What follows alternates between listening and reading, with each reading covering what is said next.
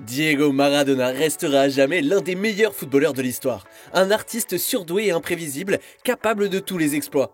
Franco Baresi et Paolo Maldini l'ont d'ailleurs décrit comme le joueur le plus dur contre lequel ils aient jamais joué. Une anecdote arrangée parmi toutes celles qui ont forgé sa légende. Tu en veux davantage? Alors accroche-toi bien, car voici 25 facts de celui que l'on surnomme El Pibe de Oro. Diego Armando Maradona est né le 30 octobre 1960, 3 jours après le premier combat professionnel de boxe de Mohamed Ali. À l'âge de 10 ans, celui qui mesure 1,67 m apparaît pour la première fois dans le journal Clarín. On parle alors de lui comme un élu du destin. En 1976, le prodige devient le plus jeune joueur à évoluer en première division argentine. Diego Maradona devient alors El Pibe de Oro. Quelques mois plus tard, le 27 février 1977 précisément, le gamin de 16 ans fait ses premiers pas avec la sélection contre la Hongrie au stade Bombonera de Buenos Aires. S'il ne participe pas à la Coupe du Monde 1978, il met son talent au service de son pays en remportant un an après le mondial des moins de 20 ans.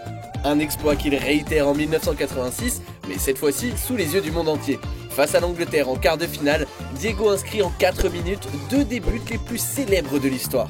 Ouais, vous l'avez, la célèbre main de Dieu. Mais comment oublier ce sprint de 60 mètres, plein de classe et de grâce, qui a reçu le titre honorifique de but du siècle.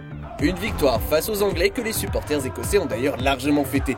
En atteste ce groupe de supporters écossais nommé The Tartan Army, qui a chanté les louanges de Maradona pour avoir exclu ses voisins. Bref, au total, Maradona avec l'Argentine, c'est 91 matchs pour 34 pions. Présent lors des mondiaux 82, 86, 90 et 94, le meneur de jeu a porté à 16 reprises le brassard de capitaine autour du bras lors de cette compétition. Un tournoi dans lequel il était souvent redoutable. On le sait, Maradona aimait casser des reins à outrance. Ses adversaires, eux, ne supportaient pas de se faire humilier. Le seul moyen de le stopper était ainsi de faire faute sur lui.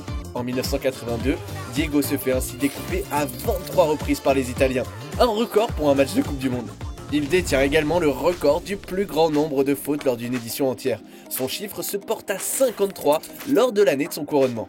Des records, Maradona en a battu tant d'autres. Passé par Boca Juniors, Barcelone et Naples durant sa carrière de joueur, El Pibe de Oro est le seul joueur de l'histoire du football à avoir battu le record des frais de transfert à 2 reprises.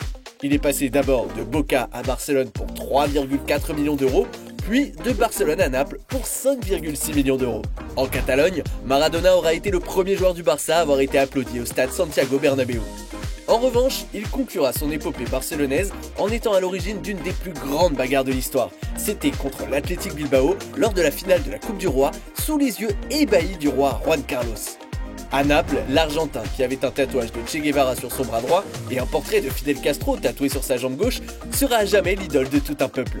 Cette saison, 2 titres de champion d'Italie, une coupe de l'UEFA, un statut de meilleur buteur de l'histoire du club, qui sera dépassé par la suite par Dries Mertens et Marek Hamsik. Diego permet tout simplement à Naples de se hisser au sommet du football italien. Son maillot numéro 10 des Partenopei a d'ailleurs ensuite été retiré en son honneur avant d'être ressorti lorsque Naples évoluait en Série C. Un musée clandestin à Secondigliano, au nord de la ville, a même vu le jour. Qu'on se le dise, l'emblématique numéro 10 a connu ses plus grandes joies à Naples, sur et en dehors des terrains. Ces années dans la cité italienne ont en effet été marquées par des virées nocturnes, des fréquentations douteuses ou encore des amitiés avec la mafia locale. Ses dirigeants ont alors embauché pendant 1 an et demi un détective privé pour suivre la star.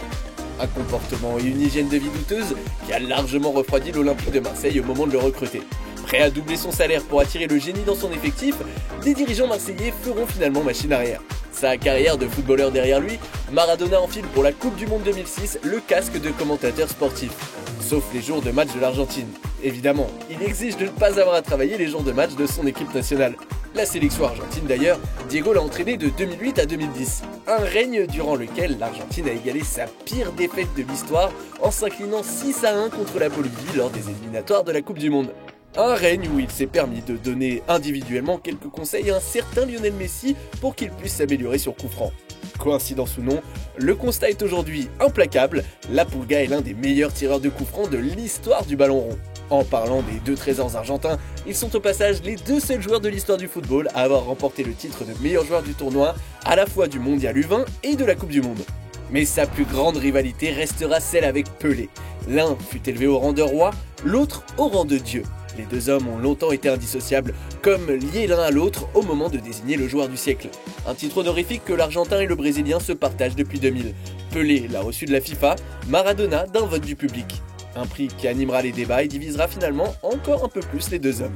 Enfin, et ce n'est un secret pour personne, Diego Maradona a eu de nombreux problèmes personnels avec la drogue. Ce dernier a par exemple dû quitter Naples en 1991 après avoir été contrôlé positif à un test de dépistage de cocaïne. Il a également été renvoyé chez lui lors de la Coupe du Monde 1994 après avoir échoué à un test de dopage. Il déclara lors d'une interview en 1996 qu'il est et restera toujours un toxicomane.